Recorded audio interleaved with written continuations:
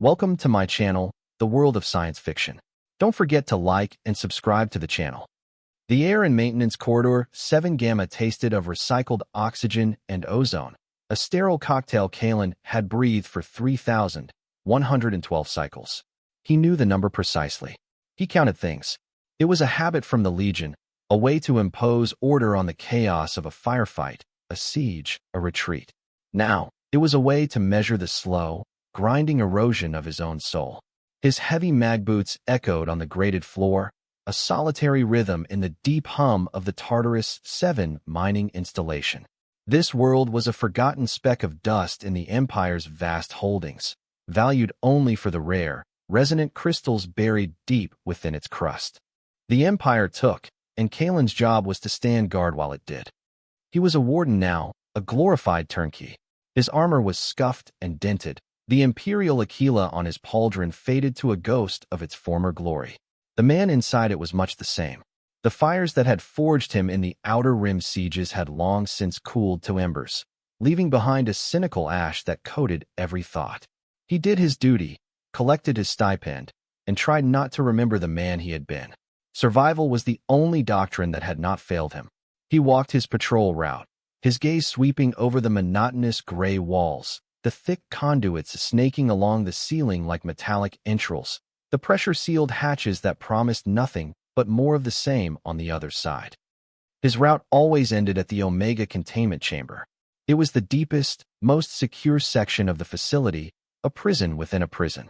The official designation for its occupant was Specimen 734.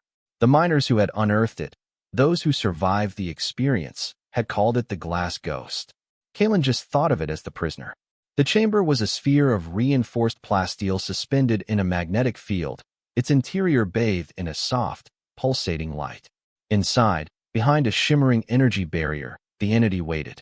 It was vaguely humanoid in form, but composed of a substance that defied easy description, part living crystal, part captured light. It was female, or at least the form it chose to present was. The Empire saw it as a potential power source, a biological curiosity, or a weapon. Kalen saw it as just one more captive, same as him, only her cage was more literal. She remained still, almost always, a silent, crystalline statue floating in the heart of her prison. He had never seen her truly move, only drift on the chamber's currents.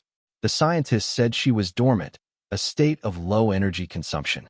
But sometimes, when the facility's primary reactor cycled down for maintenance and the auxiliary generators kicked in, the light in her chamber would flicker erratically. In those moments, Kalen thought he could see a tremor run through her crystalline form, a silent shudder of distress. Protocol demanded he report such anomalies and increase the power feed to the containment field, tightening the leash. He always did. It was his job. Tonight, however, was different. A seismic tremor, a common and increasingly violent occurrence on Tartarus 7, shook the installation. Red emergency lighting bathed the corridor in a hellish glow, and a klaxon blared a two-tone alarm that grated on his nerves. The main power grid failed, plunging the corridor into a half-second of absolute darkness before the wheezing auxiliary system sputtered to life. The lights flickered weakly. On the control panel next to the Omega Chamber's observation window, a cascade of amber warnings appeared. Containment field integrity was at 40% and dropping. The prisoner's life support readings were critical. Her internal energy signature was fluctuating wildly, a frantic spike and plummet that the system was interpreting as an aggression state. Kalen's training, his ingrained Legion discipline, screamed at him. Reinforce the field. Seal the sector. Call for a tactical response team. He saw Centurion Core in his mind's eye, a man whose cruelty was matched only by his ambition, storming down the corridor with a squad of heavily armed troopers. He saw the specimen being subjected to a pacification protocol, which was a sanitized term for overwhelming brute force. He looked through the thick, armored glass at the being inside. She was no longer floating serenely. Her form was contorted, the light within her flickering like a dying candle in a storm. It was not aggression he saw. It was pain, a raw, silent agony that resonated in a place deep inside him he thought had died on the battlefields of Corvus. He did not know why he did it. It was not a decision, not a conscious choice. It was an impulse, a muscle memory of a forgotten morality. Ignoring the containment field controls, his gloved fingers flew across the environmental panel. He bypassed 3 security lockouts, his old legionary access codes still surprisingly valid in this backwater facility. He rerouted the trickle of power from the failing auxiliary generator away from the containment field and directly into the life support matrix, stabilizing the atmospheric pressure and nutrient feed. It was a fool's choice. It weakened the cage to tend to the prisoner. The containment field shimmered and dropped to a mere 10%. The warnings on his screen screamed from amber to a piercing, solid crimson. For a moment, nothing happened. Then, the frantic flickering of the being inside the chamber ceased. The light within her solidified, growing from a desperate glimmer to a steady, brilliant luminescence. Her form untwisted, and she slowly turned her head. There were no eyes, no features as he understood them, but Kalen felt her gaze lock onto him through the plasteel. A connection, sudden and profound, arced between them.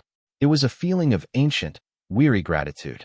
And then that feeling was shattered by the shriek of the facility-wide security alarm. Every light in the corridor flashed red. A synthesized voice, devoid of emotion, echoed from the speakers. Omega containment breach imminent. Sector lockdown initiated. All security personnel to battle stations.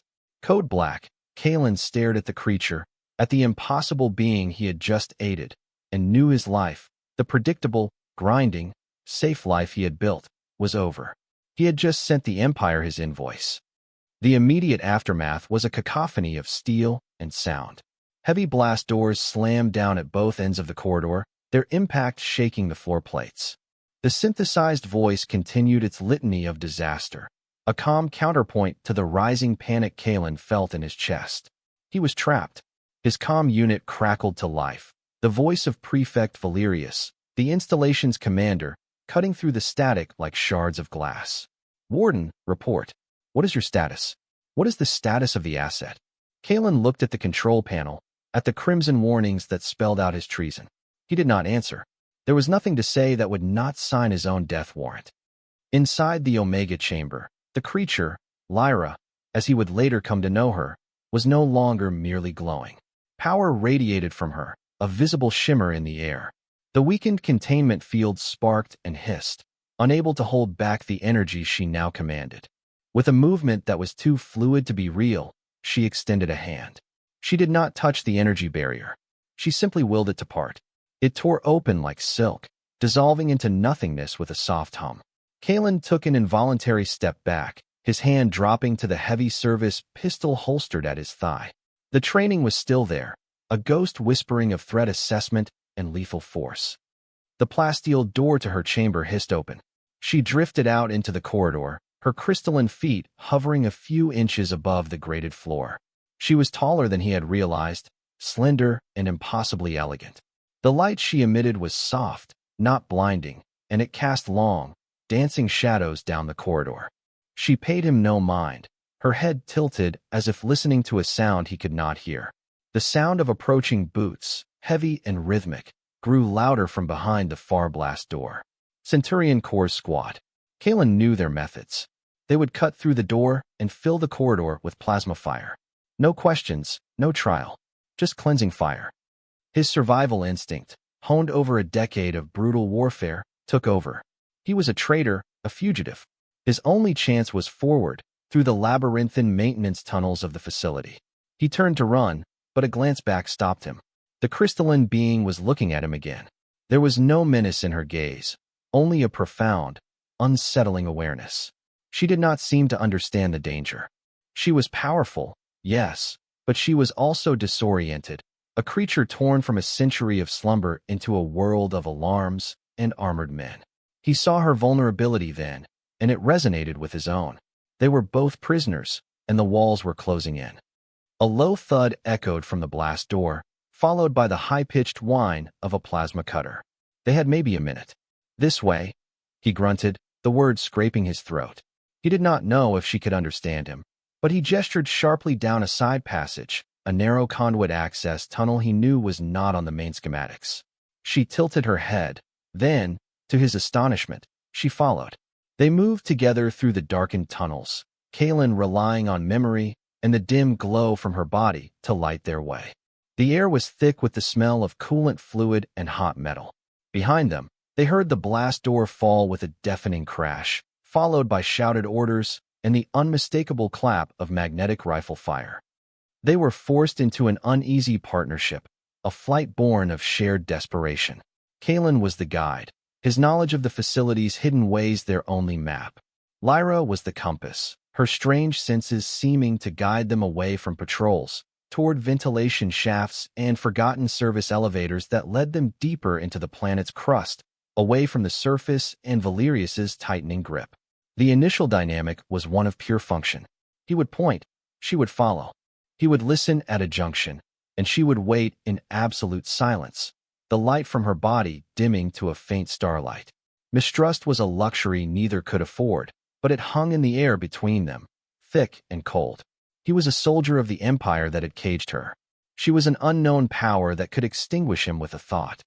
Their flight eventually led them to a vast, cavernous cargo bay, a transfer point for the raw crystal or being sent to the surface. It was their only way out, a massive elevator platform that led to the desolate surface of Tartarus 7. But it was guarded.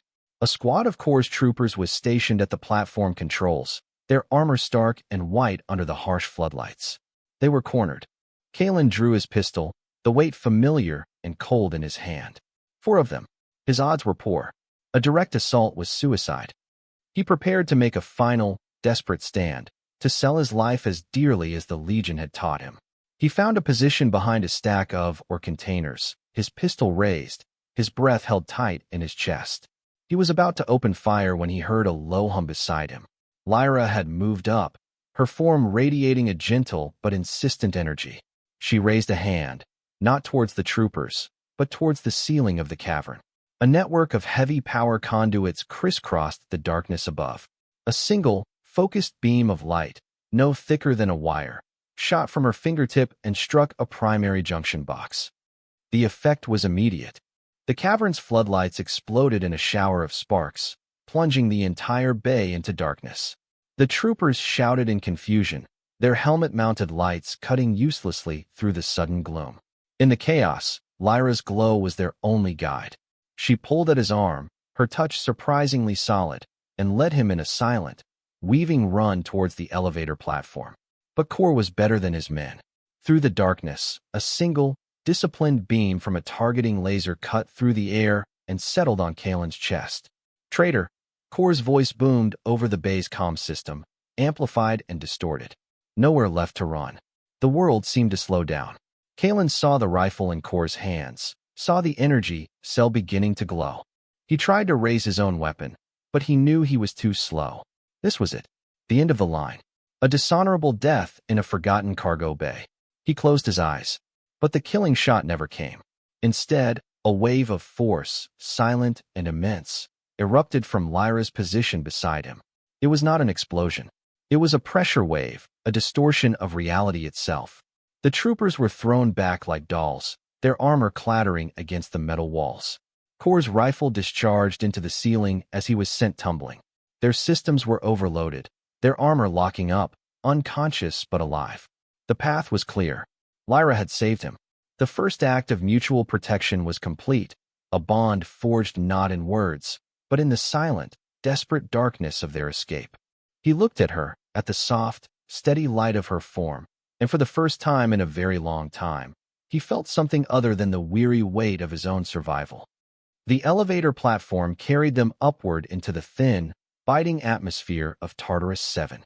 The wind that greeted them was a physical blow, laced with fine, abrasive dust that scoured any exposed surface. They had escaped the facility, but they had traded one prison for another, far larger and more unforgiving. The landscape that stretched before them was a monument to desolation. Jagged mesas of black rock clawed at a bruised purple sky, and the ground was a shimmering desert of crushed, gray crystal that stretched to an unseen horizon. There were no plants, no water, no signs of life. It was a world scraped clean by cosmic winds. Their journey began in silence. There was a new understanding between them, a fragile trust born from the cargo bay. He was no longer just a guide. and she was no longer just a strange power. They were allies. He took the lead, his Legion training and hostile environment survival kicking in. He knew how to read the rock for shelter, how to navigate by the faint, alien constellations that glittered in the thin air. He had a small survival pack with a water reclaimer and a few nutrient bars, meager supplies for a journey into nowhere. Lyra followed a few paces behind him. She moved with an effortless grace over the treacherous terrain, her feet never seeming to touch the sharp crystalline ground. The light she emitted was a constant comfort in the oppressive darkness of the Tartarian night. During the day's cycles, under the weak, distant sun, her form seemed to drink in the light, becoming almost translucent. She did not seem to need food or water, but Kaelin noticed she would occasionally pause and place a hand on a large, outcropping of the same crystal that composed her body, a faint resonance passing between them. She was drawing strength from the planet itself. The ordeal of their journey forged their nonverbal language. A slight dip of his head indicated a change in direction.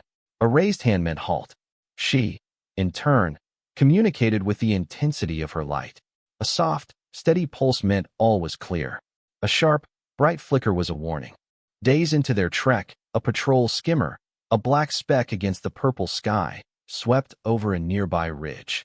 Before Kaelin could even drop to the ground, Lyra's light had dimmed to almost nothing, and she had pulled him down behind a rock, her form blending into the shimmering landscape. The skimmer passed without seeing them. She had felt its energy signature long before he had seen or heard it. He protected her from the physical world. She shielded them from the technological one. Their pursuers were relentless. Valerius had sealed the colony and declared a state of emergency, branding Kaelin a terrorist who had stolen a priceless imperial asset. Kor, humiliated in the cargo bay, led the hunt with a fanatical zeal. They could not rest for long. They traveled by night, hiding during the brutal daylight hours in shallow caves or the lee of wind-scoured cliffs. The shared hardship stripped away the last vestiges of their former lives. He was no longer a warden, she no longer a specimen. They were simply two beings against an empire, surviving one cycle at a time. Weeks blurred into a monotonous cycle of walking and hiding. The landscape began to change, the flat desert giving way to a canyon land of deep, winding chasms. It was here, seeking shelter from a sudden, violent electrical storm, that they found the ruins. Tucked away in a box canyon, half buried by millennia of erosion, was a structure that was clearly artificial. It was not imperial. The architecture was fluid and organic, built from the living crystal of the planet itself. Great, sweeping arches and delicate spires glowed with a faint internal light. It felt ancient and sacred. As they entered the central chamber, the air grew still and heavy with an unspoken reverence. The light from Lyra's body brightened, resonating with the structure around them. In the center of the chamber was a large, flawless crystal, a focal point that pulsed with a slow, rhythmic light, like a sleeping heart. Lyra approached it and placed her hands upon its surface. The moment she did, the chamber was flooded with light, and Kaelin's mind was flooded with images. It was not a psychic assault, but an invitation, a sharing of memory. He saw a vision of Tartarus 7 not as a desolate wasteland, but as a vibrant, living world. Crystalline forests had chimed in the wind, and rivers of liquid light had flowed across its surface. He saw her people, the silicates, beings of light and crystal living in perfect symbiosis with the planet. They were the planet's consciousness, its children, and its guardians. He saw the arrival of the Empire, their massive mining machines like monstrous insects, tearing into the planet's crust. He felt the planet's pain as the deep core drills bit into the crystalline network, a pain that was a physical agony for Lyra's people. The seismic tremors were not a natural phenomenon. They were the planet's death throes. The Empire's mining was not just theft, it was murder on a planetary scale. The most damning truth came last. He saw Prefect Valerius, his face projected on a screen, discussing the accelerated extraction protocol. Valerius knew. He knew the planet was sentient. The rare isotope the Empire coveted was a byproduct of the silicate's agony, a substance that formed only when the planetary consciousness was under extreme duress. Valerius was not just a miner. He was a torturer, deliberately killing a world for profit. The visions receded, leaving Kaelin on his knees, gasping for breath, the cold, hard truth settling in his gut like a stone. He was not just a fugitive. He was a witness to a genocide. His flight was no longer about survival. It had become a crusade. They rested in the ruins for a full cycle, the first true rest they had known since their escape.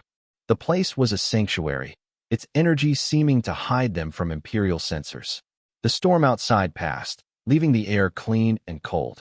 Kalen was tending to a gash on his arm, a souvenir from a fall in the dark, when Lyra drifted over to him. She watched him apply the sealant patch with a silent curiosity. Her gaze then fell on his back, where the tattered remains of his uniform exposed the scarred skin beneath. He turned slightly, self-conscious. The scars were a latticework of raised, discolored flesh, a map of his past failures. The worst was a wide, smooth patch on his shoulder blade, the work of a plasma burst during the siege of Xylos. It ached when the air was cold. Lyra extended a slender, crystalline hand. She did not speak, but her intent was clear. Hesitantly, he turned his back to her fully. Her fingers, cool and smooth as polished glass, gently traced the edges of the old wound. As she touched him, another vision bloomed in his mind, not of the planet, but from her own memory. He saw one of her kind, a being of brilliant azure light, caught in the grinding teeth of a deep-core drill. He saw it shatter, its light extinguished in a silent, crystalline scream. He felt her loss, her grief, a sorrow so profound it had no sound, only a crushing weight. The vision was a shared scar, a moment of mirrored pain that transcended species and language. He had been wounded fighting for the empire that had shattered her people. In that moment, they were no longer just allies. They were kin, bound by the wounds inflicted by the same enemy. He felt the last of the cynical warden die within him, replaced by the ghost of the legionary who had once believed in fighting for something more than just himself. The sanctuary of the ruins could not last. Kor's fanaticism was a force of nature in itself. Using seismic sensors to track the faint resonance of Lyra's energy, he had pinpointed their location. The attack came without warning. The sky above the canyon mouth erupted as orbital lances struck the cliffs, sending avalanches of rock and crystal dust cascading down. The ground shook, and the ancient ruins groaned in protest. Kalen and Lyra were flushed out into the open canyon floor, forced into a direct confrontation. Kor descended on a personal dropship, landing with a squad of elite shock troopers in black carapace armor. Kalen, his amplified voice echoed off the canyon walls, dripping with venom. Your treason ends today? Surrender the asset, and the prefect may grant you a swift death. Kalen raised his captured pulse rifle, the weapon feeling hopelessly inadequate. He glanced at Lyra. Her light was no longer soft and gentle. It was a hard, brilliant white, the light of a star about to go nova. She was preparing for battle. The fight was short and brutal. The shock troopers advanced under a curtain of plasma fire, their discipline absolute. Kalen used the rocks for cover, his shots precise, aimed at the joints in their armor. He dropped two of them before they could close the distance. But it was Lyra who held the line. She did not attack. She defended. A shield of pure energy shimmered into existence around them, absorbing the plasma bolts with ease. She then raised her hands, and the crystalline ground of the canyon floor responded. Shards of sharp, black crystal erupted from the earth, disabling the troopers' advance, pinning them down without killing them. She would not take a life, even in her own defense. Kor, however, was a different matter. Enraged by his soldiers' failure, he activated the heavy weapon mounted on his dropship, a concussion cannon. It fired not energy, but a focused wave of kinetic force. The first blast struck Lyra's shield, and though it held, she staggered, her light flickering for a moment. She could not hold it back forever. Kalen saw it then, the stark reality of their situation. They might survive this battle, they might even escape. But the Empire's resources were limitless. Valerius had ships, soldiers, orbital weapons. They were two individuals against the fist of a galactic power. This was an unwinnable war. They managed to repel the assault. Kalen, using the chaos, planted a thermal detonator on the dropship's landing strut. The resulting explosion forced Kor to retreat, his ship trailing smoke as it ascended back into the purple sky. They had won the moment, but Kalen felt no triumph. He looked at the panting, exhausted form of Lyra, the light around her dimmed, her energy spent. He looked at the sky, where the unseen menace of an imperial fleet waited. The conflict was escalating. Valerius would not stop. He would glass the entire continent if he had to.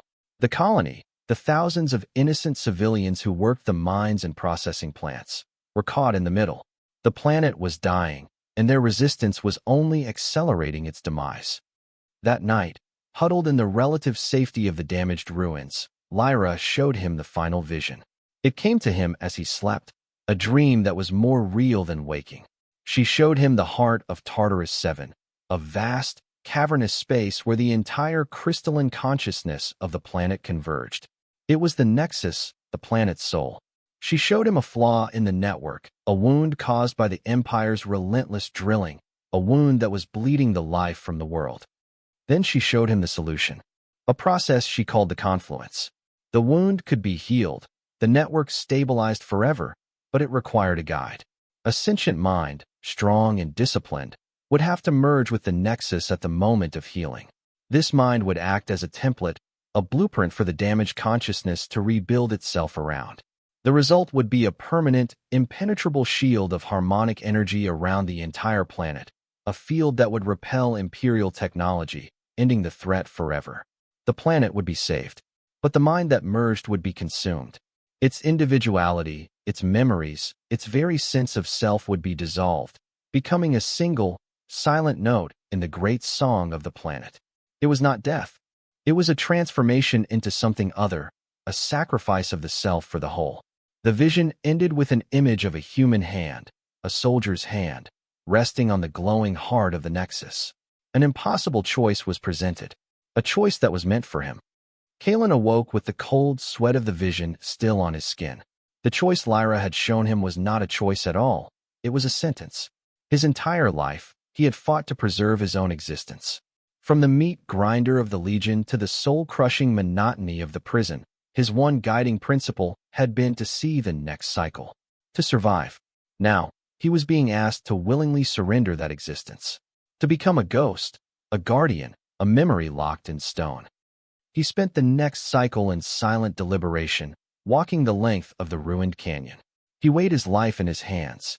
What was it really? A collection of scars, regrets, and lonely patrols. He had no family, no home to return to. The empire he had once served was a corrupt and cancerous thing. His cynicism had been a shield, a way to justify his own inaction. But Lyra had shown him something else. She had shown him a cause that was pure, a fight that was not for territory or resources, but for the very soul of a world. He thought of the miners and their families in the colony, oblivious to the fact they were living on a dying world, their lives forfeit to Valerius's greed. He thought of the silicates, a silent, ancient people being tortured into extinction. His sacrifice would save them all. His death, or transformation, would have more meaning than his entire life had held. It was a terrifying calculus, a final, brutal equation. His one, broken life in exchange for a world of countless others. The Legion had taught him that the mission came first, that the individual was expendable for the good of the whole. He had thought that doctrine a lie, a tool used by men like Valerius to justify their atrocities. But here, in this desolate canyon, with an entire world's fate in the balance, he finally understood its terrible, simple truth. His internal conflict was not a storm, but a quiet, somber settling. The cynical warden argued for survival, for escape, for finding some other way. The tired legionary, the man who still remembered what it meant to stand a post, simply accepted the duty. He was the only one who could. He was a human, a creature of iron and will, a perfect anchor for the fluid consciousness of the planet. And he was a warrior, accustomed to the idea of sacrifice. It was as if his entire life, every battle, every loss, had been a preparation for this one final act. He returned to the ruins as the weak sun was setting, painting the sky in shades of violet and blood orange. Lyra was waiting for him by the central crystal, her light a soft, questioning blue. He did not need to speak.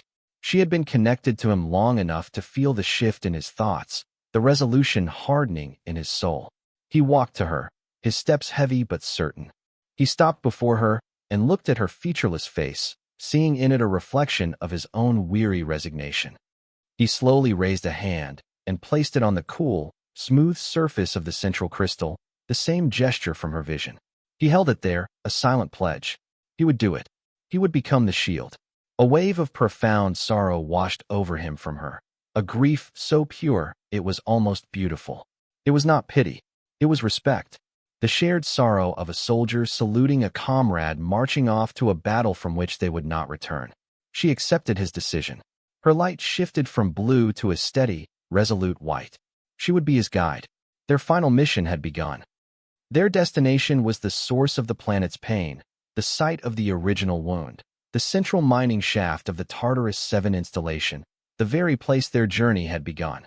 It was a fortress, the heart of Valerius's operation. To reach the planetary nexus, they would have to fight their way back through the dragon's teeth. The journey back was a grim, silent affair, a stark reversal of their desperate flight. They were no longer running from something. They were running toward a final, terrible purpose. As they neared the installation, they found their path unexpectedly cleared. A series of explosions rocked a secondary processing plant on the far side of the facility, drawing the bulk of Core's patrols away from the main shaft. It was too precise to be a coincidence. Kalen suspected it was the work of Silas, his old warden commander. Silas was a gruff, by-the-book officer, but he was not a cruel man. He must have seen the truth of Valerius's obsession, the sheer brutality of his methods, and decided to draw his own line in the dust. It was a small act of rebellion, but it gave them the opening they needed. They slipped into the facility through a maintenance entrance, the familiar scent of ozone and recycled air a strange, unwelcome homecoming. The corridors were on high alert, but sparsely populated. They moved like ghosts through the machine, Lyra's senses guiding them around the few remaining patrols, her energy dampening the sound of their passage. They descended deeper and deeper, following the path of the main drill, into the wounded heart of the world. The chamber of the planetary nexus was a breathtaking sight. It was a cavern of impossible scale, its walls lined with crystals that pulsed with the faint, agonized rhythm of the planet's heartbeat. In the center, suspended in a low-gravity field, was the nexus itself, a perfect sphere of crystal the size of a small moon, webbed with fractures of dark, dead energy. The main imperial drill hung above it like a steel dagger, silent for now, but its tips still buried in the nexus's surface, a source of constant poison. As they approached the nexus, a figure stepped out from behind a massive support pillar. Centurion Core. His black armor was scorched and dinted. His face, visible through his retracted helmet, was a mask of cold fury. He had not been fooled by the diversion. "I knew you would come back, traitor," he snarled, raising a plasma rifle. "The prefect wants the asset alive. But he said nothing about you." This was his personal vendetta, the final settling of his own account. Kalen pushed Lyra back towards the nexus. "Go. Prepare it." He drew his own rifle. This was his fight. The two soldiers, the loyalist and the traitor, faced each other in the heart of a dying world. Their battle was a storm of contained violence amidst a cathedral of crystal. Plasma bolts seared the air, ricocheting off the crystalline walls in showers of light. Kalen moved with the grim efficiency of a veteran, using the terrain, making every shot count. Core was younger, stronger, fueled by a righteous hatred. He pressed his attack relentlessly, forcing Kalen back, step by step, towards the nexus. Kalen's rifle was blasted from his hands. A searing pain erupted in his side as a plasma bolt grazed his armor, cooking the flesh beneath. He stumbled, falling to one knee. Core stood over him, rifle leveled at his head, a triumphant sneer on his face. "For the Empire," he said. But as he prepared to fire, Kalen lunged forward, not up, but down, sweeping Core's legs out from under him. The Centurion crashed to the ground, his helmet striking a crystal outcrop with a sickening crack. Kalen was on him in an instant, his hands finding the man's throat. The fight ended not with a bang, but with a desperate, ugly struggle in the silent, glowing cavern. Grievously wounded, Kalen dragged himself towards the nexus. Lyra was there, her hands extended towards the great sphere, her own energy weaving a complex matrix of light around it, preparing it for the confluence. On a massive view screen overlooking the chamber, The face of Prefect Valerius appeared, his expression one of cold fury. "Warden," his voice boomed, "step away from the asset. This is your final warning. I have an orbital lance targeting this position. Do not test my resolve." The threat was empty. Valerius would never risk destroying the source of the isotope. But the fleet was still there, a promise of endless war. Kalen reached the Nexus. He looked at Lyra one last time, a silent farewell passing between them. He then turned his gaze to the view screen, to the face of the man who represented everything he had once fought for and now fought against. The Empire had taxed this world, its people, and his own soul to the breaking point. This was the final payment. He placed his wounded, trembling hands on the cold, smooth surface of the Nexus. The pain was absolute. It was the sensation of his own atoms being unwritten, his consciousness stretched across an infinite, crystalline matrix. His memories flared and died like dying stars. His body dissolved into a torrent of pure light, flowing into the Nexus, sealing the dark fractures with his own life force. He felt the planet's immense, ancient pain, and he absorbed it, his own disciplined mind providing the strength, the anchor, the will to endure it. His last coherent thought was not of himself, but of the invoice he was delivering. An invoice for compound interest, paid in full. From the heart of Tartarus 7, a wave of energy erupted. It was not a violent, destructive blast, but a single, perfect harmonic chord that resonated with the very fabric of space. On the surface, every piece of Imperial technology ceased to function. The engines of the mining machines went silent. The weapons of the soldiers powered down. In orbit, the Imperial fleet was struck by the same silent wave. Their reactors shut down, their navigation systems failed, and their weapon arrays went dark. The great warships were rendered inert, helpless chunks of metal, gently pushed by the harmonic wave into a distant, stable, and inescapable orbit. The war was over. Prefect Valerius could only watch from his dead command bridge as the planet below, once a dying resource to be exploited, was now shrouded in a soft, impenetrable glow. It was alive, and it was free. 10 years passed. The name Tartarus 7 was scrubbed from most Imperial star charts, listed only in classified fleet reports as a cautionary tale, a strategic asset lost to an unexplained, permanent energy phenomenon. The Empire, overextended and fighting wars on other fronts, simply abandoned it, leaving the stranded colonists and the dead fleet in its silent orbit as a monument to their failure. Cut off from the galaxy, the colony had not withered and died. It had changed. A new society had taken root, one born of necessity and a hard-won wisdom. The colonists had learned to live with the planet, not on it. They abandoned the sterile habdomes and built new settlements in the sheltered canyons, their architecture mimicking the fluid, organic lines of the ancient silicate ruins. They learned that certain crystals, when treated with respect, would provide clean, limitless energy. The planet, in turn, began to heal. The violent tremors ceased, replaced by a deep, steady hum that was felt more than heard. The gray, desolate plains began to see new growth, not plants, but vibrant, crystalline flora that chimed in the wind and glowed with soft, internal light under the stars. The world was at peace. Lyra had become the bridge between the two peoples. She moved freely among the colonists, a silent, graceful figure of light. She taught them the ways of the planet, communicating through shared feelings and resonant frequencies that they learned to understand.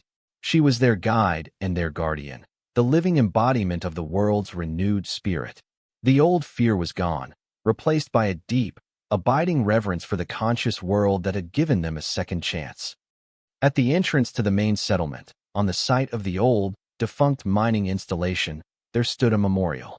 It was not a grand statue of a hero in armor, nor did it bear any name. It was a single, unadorned monolith of flawless, black crystal, drawn from the very heart of the planet. It stood 20 feet tall, its surface so smooth it seemed to drink the light. The colonists left offerings at its base, intricately carved crystals, tools they had fashioned, the first fruits of their strange new agriculture. They knew, though Lyra had never told them in words, that this silent stone was the locus of their salvation. It was the anchor that held their world in harmony. In the final scene of that 10th year, as the twin moons of Tartarus 7 rose in the purple sky, Lyra stood before the monolith. The wind carried the sound of chimes from the crystal forests and the distant laughter of children in the settlement. She reached out and placed her hand on the cold, black surface. For a long moment, she stood in silent communion. Then, a faint, soft light began to glow deep within the monolith's core. It pulsed once, a slow, steady, and familiar rhythm. A single, silent beat. A soldier still at his post. His sacrifice was not forgotten. It was the foundation of their enduring, somber peace. He had become the guardian, his duty finally and forever fulfilled.